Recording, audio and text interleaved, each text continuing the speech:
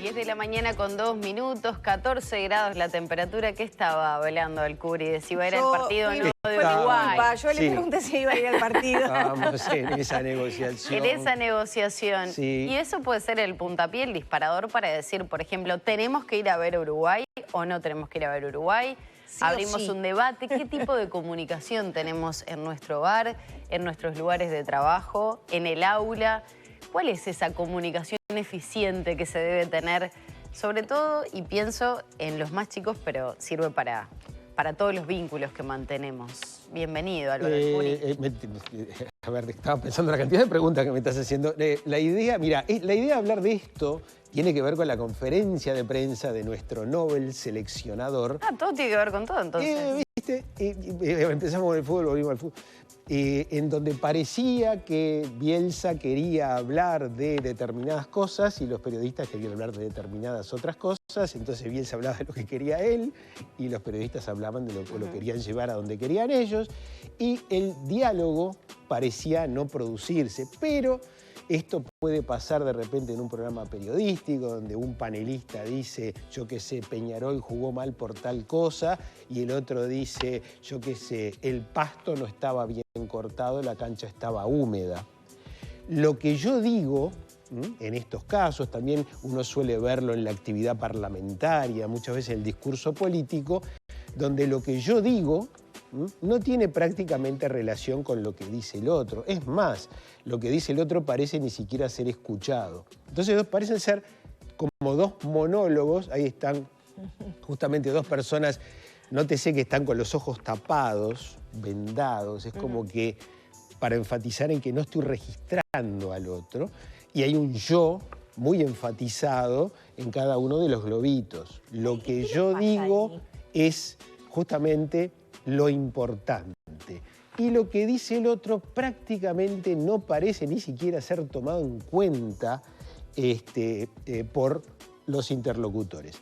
Ahora, esto puede ser parte de una pulseada, parte de un discurso de poder, parte de sostener una posición. Por ahí es muy importante decir lo que yo digo y no escuchar al otro, porque esto tiene que ver con la política, o con sobresalir, o con ganar algo, una competencia.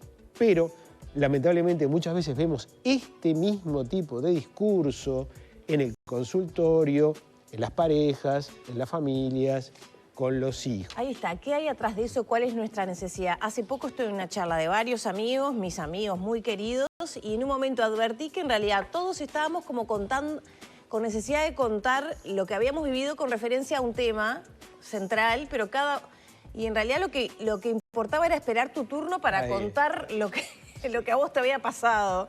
Sí. Me descubrí a mis seres queridos también en esa situación, ¿no? Sí. Y después me acuerdo que volví a casa y reflexioné eso, ¿no? ¿Qué necesidad tenemos de...? Como que hubo que pasar esa etapa para interactuar. Ah, bueno, pero quizá, ¿no? Ese vaivén que uno tiene con amistades. Sí, ¿Qué necesidad tenemos los por seres lo humanos pronto nosotros estamos queriendo mostrar algo, imponer alguna verdad que es importante para nosotros, ganarle alguna cuota de poder o de ventaja, en fin, al otro.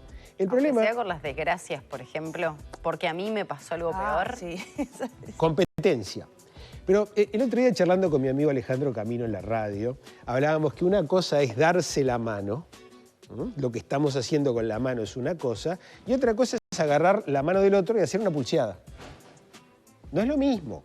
Entonces, muchas veces no tenemos una conciencia de cuando estamos saludando, tratando de encontrarnos en pie de igualdad, el discurso del otro, tengo que considerarlo, tengo que contestarlo, tengo que tomarlo en cuenta, a cuando no lo estoy tomando en cuenta o hago una competencia hago una competencia de poder para ver quién tiene la razón, para sobresalir con el otro. Digamos que los dos métodos, no es que uno esté bien o otro esté mal, pero corresponden a circunstancias distintas. Muchas personas no tienen conciencia de esto. Utilizamos el método competitivo, el método de la pulseada, el método del ninguneo, el método de no te doy pelota, en una conversación en donde yo mismo digo que me quiero comunicar con el otro y que me quiero encontrar con el otro. ¿Y ahí o sea, qué es? ¿Ego? No estás utilizando el sistema que corresponde. Ahora que está tan de moda hablar del ego, ¿es puro ego todo eso? Lo llevo, por ejemplo, a una conversación familiar, que a veces los niños traen ciertas preocupaciones que los grandes del mundo adulto dicen, ah, bueno, pero eso no es nada, ¿no? Porque yo tengo otros problemas reales del mundo adulto. Y en realidad para ese niño ese es su mundo y ese es un problema. De alguna manera inhabilitamos sus sentimientos al decirles eso, ¿no? Pocos de los seres vivos que nos rodean nos prestan tanta atención como los niños. Los niños sí nos escuchan. Después de grandes empezamos a perder esa capacidad de escucha, creemos que tenemos todas las verdades, que tenemos todas las explicaciones, que tengo que sobresalir, que le tengo que ganar al otro, que esto es un conflicto de poder, que si no sobresalgo soy menos que el otro. Voy construyendo este estilo que tiene que ver con determinados discursos, con determinada educación, incluso con determinados usos como herramienta del lenguaje. O sea que no podría decir esto es ego, así tipo diagnóstico. Esto es muchas cosas que vamos aprendiendo y nos van alejando de esto que hace muy bien el niño, que te escucha, que te presta atención, que muchas veces hace preguntas muy inteligentes y muy perceptivas. Eso que estás diciendo es porque el mate estaba frío, porque yo escuché que vos decías eso y ahora estás diciendo esto. ¡Pah! Uno sorprendido. ¿Qué capacidad analítica y qué atención tiene el chiquitín en el micro? Pasa que vamos perdiendo ese darle bolilla, ese lugar importante que los niños sí nos dan y nosotros después olvidamos darle al interlocutor. Y entonces, ¿qué recomendaciones haces en ese sentido, no? Cuando nos pasa en nuestro lugar de trabajo, en un entorno de amistad como le pasó a Lore, en comunicación con el resto de la familia, ¿a qué tenemos que estar atentos o qué tipo de comportamiento deberíamos tener? Vos sabés que en el consultorio, cuando llegan muchas parejas, familias, les hago una recomendación sencilla. Miren, ustedes dos van a venir a presentarme un tema, un problema. Seguramente no me lo van a presentar de la misma manera ni van a opinar lo mismo, si no, no estarían acá. Claro. Vamos a hacer una pequeña pruebita. Que en 4 o 5 minutos uno hable y el otro no lo puede interrumpir, no puede decir nada, no puede corregir y solo tiene que escuchar. Algunas veces ya hay sorpresa de lo que tienen que escuchar que nunca escucharon. Matrimonios de años, ¿no? Otras veces, malvadamente, los sorprendo diciéndoles, bueno, ahora repitan lo que dijo el otro. Y no pueden muchas veces repetir ni una palabra. Pero entonces no estuviste escuchando nada. Y ahí se dan cuenta, sí, en realidad yo estaba pensando que le iba a contestar. Claro, ¿cómo iba a rebatir todos esos argumentos? Claro. Entonces, hay veces que hay herramientas muy sencillas para generar conciencia de esto, que no es una cosa que mucha gente haga a propósito, sino que sencillamente no se da cuenta, lo tiene tan incorporado y después genera una gran incomunicación, una competencia, una lucha, una rispidez, conflictos que muchas veces pueden ser evitados de maneras sencillas, prácticas, solamente tomándose un momento para escuchar al otro, sin juzgar, sin opinar, sin tratar de rebatir, solamente dándole un espacio como los niños nos dan.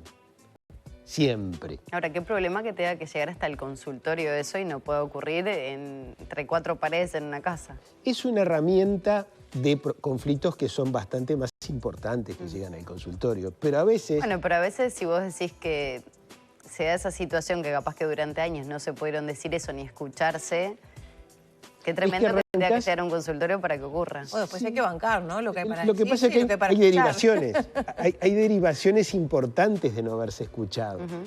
Entonces después hay conflictos, hay comunicación, me quiero ir de mi casa, aparece un tercero, etcétera, etcétera, etcétera. Pero por ahí podemos arrancar de cuestiones relativamente simples para que un diálogo sea realmente lo que tiene que ser. Un intercambio en donde uno escucha, cuando el otro paró de hablar o me preguntó algo, yo le contesto también. Fíjate qué tontería, otra cosa que propongo. Pregunte lo que no sabe. Muchas veces el que habla, le da gran importancia a su discurso, no pregunta nada. Ergo, sabe poco del otro. Pero habla mucho. ¿Por qué no le preguntás? No, porque él lo que le gusta es tal cosa, y sale y viene, y piensa esto, y dice lo otro. Pará. Todo eso que está diciendo, ¿por qué se lo preguntás? Entonces tiene que formular todo eso mismo que dijo en tono de pregunta, ¿no? Vos en realidad salís y hacés esto y esto, bla, bla, bla. No, le dice el otro. entonces estabas completamente equivocado. Nos dejás pensando, Álvaro. Herramientas para el diálogo efectivo, que muchas veces la gente lo confunde con un monólogo o con una lucha de poder. Exacto. Uno quiere dialogar, uno quiere intercambio, tiene que parar con el monólogo, parar con el lucha de poder, parar con querer tener la razón siempre, y esto no es una especie de desestructuración del ego o una pérdida de falta de respeto, de que no me quieren escuchar porque no le importa lo que siento. En realidad, el discurso que estás haciendo solo te importa a vos y no lo va a querer escuchar nadie. Y el responsable por eso sos vos. Bueno, interesante para nosotras cuando vamos por ahí a hacer notas también. Muchas gracias, Álvaro. Ustedes no tienen más todo. remedio que preguntar y esperar a que el otro conteste. En ese punto ejercicio. están salvados. Tal cual.